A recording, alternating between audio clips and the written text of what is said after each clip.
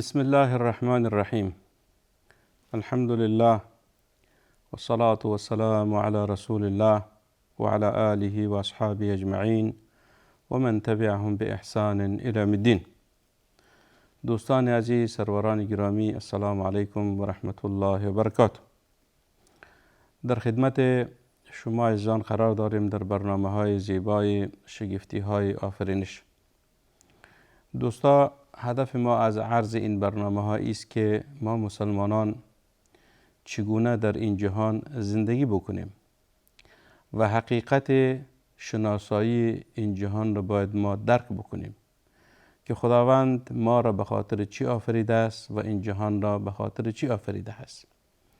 هدف آفرینش خود و جهان و به خاطر رسیدن به آن هدف کوشیدن، این اصل موضوع ما هست. اسلام دینی نیست که در یک بعد برای ما توصیه های داشته باشد، بلکه اسلام همان دین فراگیری هست که به تمام ابعاد زندگی ما برای ما راهنمایی های را عرض نموده است که ما بتوانیم در همون راهنمود الهی زندگی خود را به پیش بریم. لذا بر ماست که هر قدر توانسته باشیم به پروردگار خود نزدیک شویم و دین الهی را در زندگی خود پیاده بسازیم. این اصلی هدف و مقصد از زندگی و آفرینش ما انسان ها هست. لذا عرض این موضوعات خاص به خاطر ترسیخ عقیده و مفاهیم درست از دین اسلام هست که ما مسلمانان از دین خود آگاهی درست داشته باشیم و نصوص شرعی که خداوند متعال اون را برای ما در قرآن بیان نموده است و یا رسول صلی الله علیه وسلم در احادیث ذکر نموده است، او را درست بدانیم و او را در زندگی خود پیاده بسازیم. این هست هدف از موضوعات ما. دوستان، موضوعی که امروز خدمت شما عرض میکنیم دوستا یک موضوع بسیار مهمی هست، چون که ما در رابطه با مسائل شگفتی های آفرینش صحبت میکنیم. دوستا، شگفتی های آفرینش، انسان هم یکی از مخلوق خداوند است در این گیتی و در این جهان پهناور. یعنی ما انسان ها یک بخش از این جهان هستیم، کل جهان نیستیم. در عین وقت انسان از نگاه فیزیکی یک مخلوق ضعیف و ناتوانی هست، اما از نگاه معنوی یک مخلوق خیلی بزرگی هست، انسان. لذا وقتی که انسان به مقامات خیلی عالی الهی می رسد، به خداوند نزدیک می شود، همونجاست که خداوند او را از بنده های مقرب خود قرار می دهد، از بنده های مقرب خود و بهترین مخلوقات در این جهان می باشد. اما وقتی که انسان منحرف شد، گمراه شد، راه خود را گم کرد، همین انسان از بدترین مخلوقات در روی زمین می باشد. لذا خداوند متعال فرمود که ولقد کرمنا بنی آدم، ما فرزندان آدم را تکریم دادیم، عزت دادیم. عزت دادن و تکریم انسان در این جهان فضیلت هست. فضیلت است که خداوند این انسان فضیلت داد در این جهان بالای دیگر مخلوقات.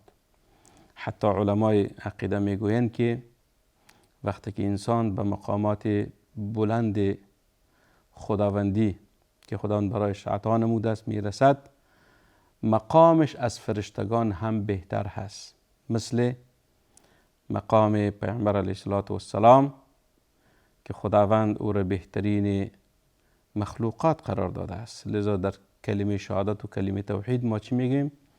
که لا اله الا الله محمد رسول الله، اشهد ان لا اله الا الله و اشهد ان محمد رسول الله. یعنی اول توحید الهی است، بعد از او رسالت نبوی هست. پس مقام است که خداوند بر انسان داده است.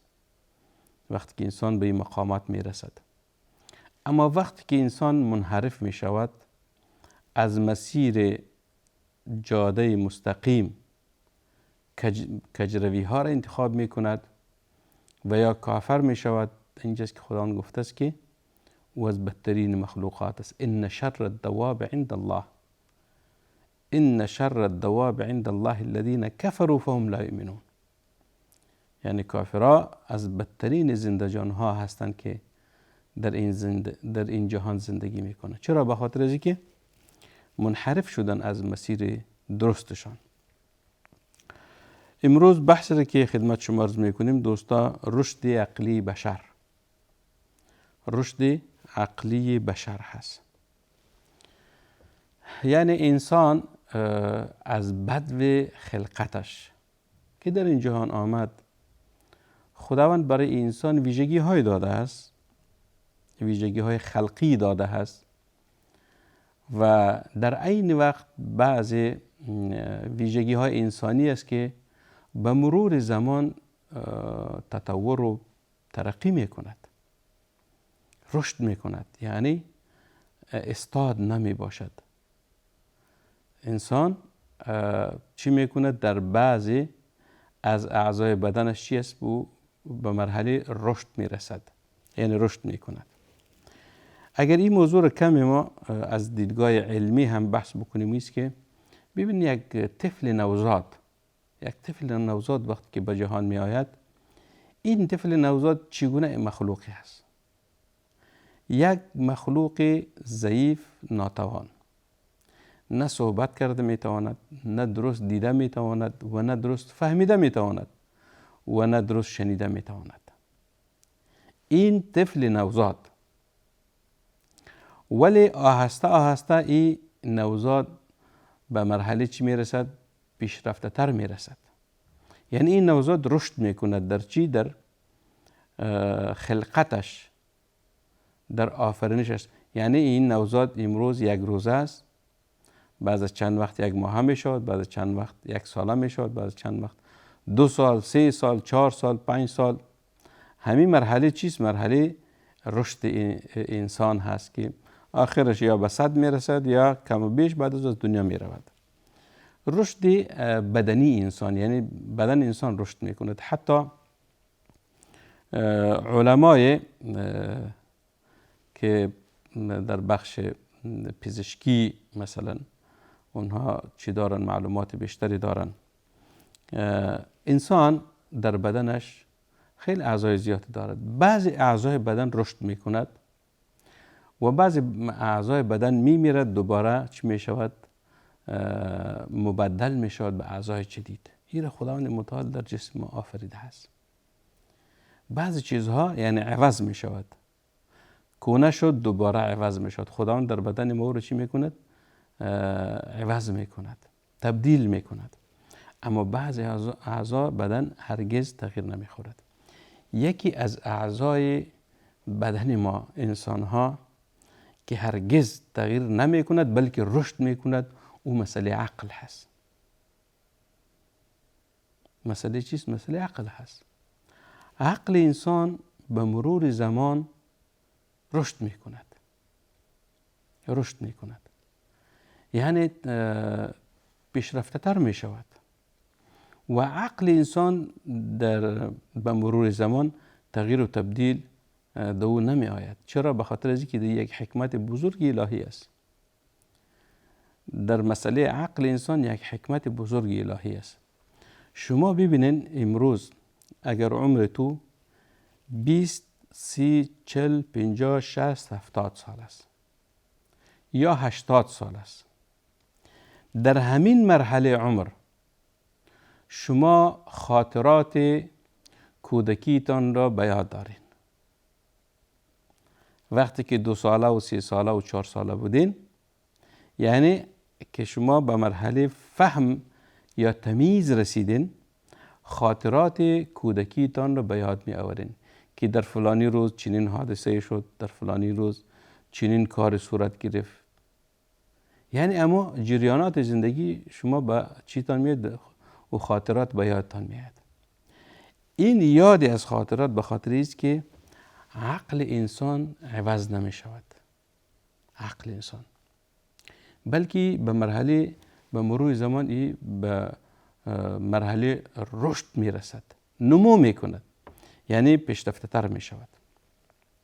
لذا دوستان عزیز، شما اگر به یک چیز متوجه باشین، امروز تکنولوژی که در دسترس ما هست، تکنولوژی مثلا موبایل هست یا لپتاپ هست یا کامپیوتر هست یا دیگه وسایلی که فعلا ما از استفاده میکنیم، در اینها یک چیز است که او را میموری میگوید، یعنی همون چیزی که معلومات تخزین میکند، ذاکره همین دستگاه، ذاکره.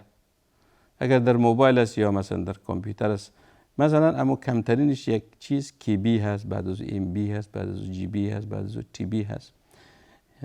مثلا تی بی که است، یک تی بی 1000 جی بی می شود و یک جی بی 1000 ام بی می شود و یک ام بی 1000 کی بی می شود. این چیز یعنی امو چیزای ذاکره هست، یعنی همون قطعه است که دو معلومات حفظ می شود. اگر شما در چیتان در موبایل یا کامپیوتر یک تی بی باشد، به این معنی است که دو خیلی معلومات جابجا می شود. ولی اگر این معلومات بیشتر شد، زیاد شد، این تی بی یا جی بی پر می شود. وقتی که پر شد دیگه دو مجال حفظ نیست و نمی تواند که معلومات جدید در خود چی بکند؟ حفظ بکند، نگهبانی بکند. این مثل از این است که شما یک گیلاس یا یک لیوان اینجا بگذارین، خالی دو آب پرتاب بکنین. وقتی که آب دو داخلش ریختین او پر می شود.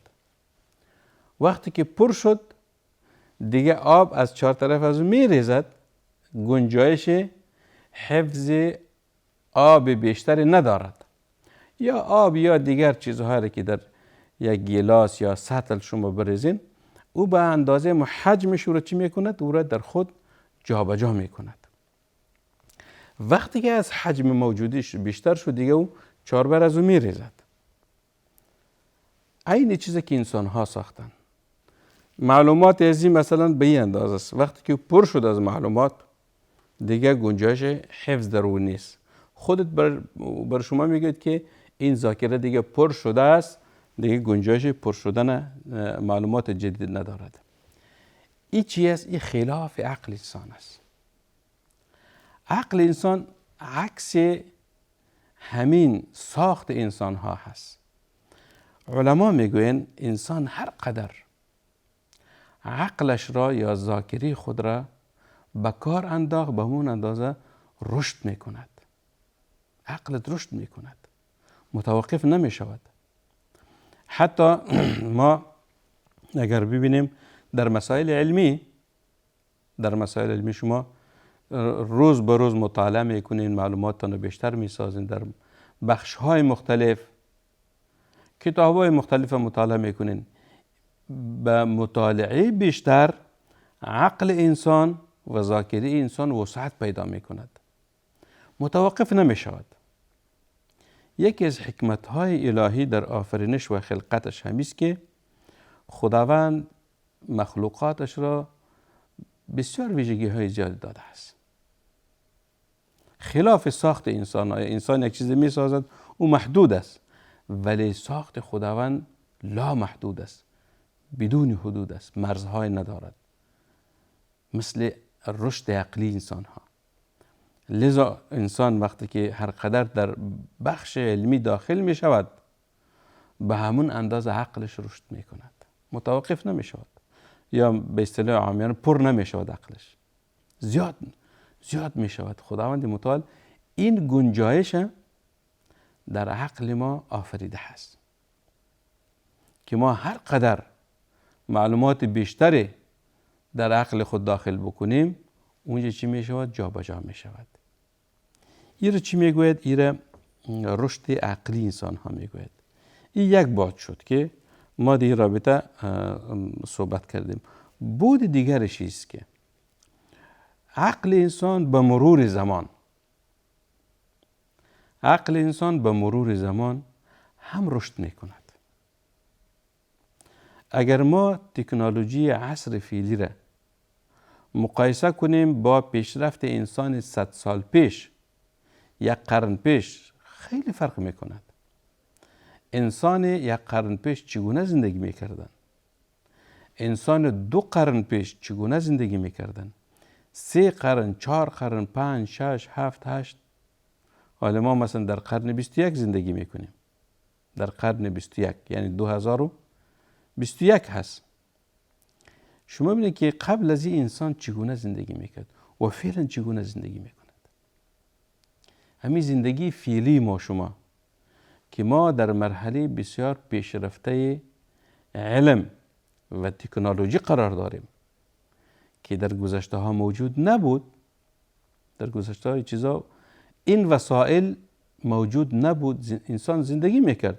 ولی امروز زندگی انسان ها خیلی متفاوت است با زندگی انسان های که 1 قرن قبل زندگی میکردن. حال سوال در اینجاست که چگونه انسان توانست که تغییر را در بعد زندگیشان ایجاد بکنند. این به موضوع رشد عقلی تعلق میگیرد. عقل انسان رشد کرد، دست زد به چی؟ به مسائل علمی، به تکنولوژی، به ساخت، به پیشرفت و ترقی. این پیشرفت و ترقی چی است؟ این پیشرفت ترقی رشد عقلی انسان هاست. پیشرفت ترقی رشد عقلی انسان است. اگر شما تقریبا 50 سال پیش از کسی میپرسیدین که وقت خواهد آمد که یک دستگاه کوچکی پیش انسان می باشد که او را موبایل میگوین. موبایل یعنی دستگاهی است که دو سیم وصل نیست. این سابق تلفن بود، تلفن وسیله تماس بود، ولی این تلفن با یک لین تار بسته بود که همین لین یا همین تار به دیگر تلفن ها وصل بود. انسان ها صحبت میکردن یکی با دیگری. ولی موبایل وقتی که آمد دید شد، این زندگی انسان ها را تغییر داد. یک چیز است که بسیار اگر کمی ما فعلا هم در رابطه فکر بکنیم، انسان را در یک بعد بسیار دوری میبرد که خداوند ببینید چگونه انسان علم داد. این کلش علم است. علم الانسان ما لم یعلم. خداوند انسان علم داد تا ترقی بکند، پیشرفت بکند. این رو میگوید رشد عقلی که خداوند بر انسان استعداد میدهد و عقلش به کار میاندازد و عقل انسان رشد میکند. ان شاء الله این موضوع رو در برنامه آینده تعقیب میکنیم. و صلی الله و سلم و بارک علی سیدنا و نبینا محمد صلی الله علیه و سلم.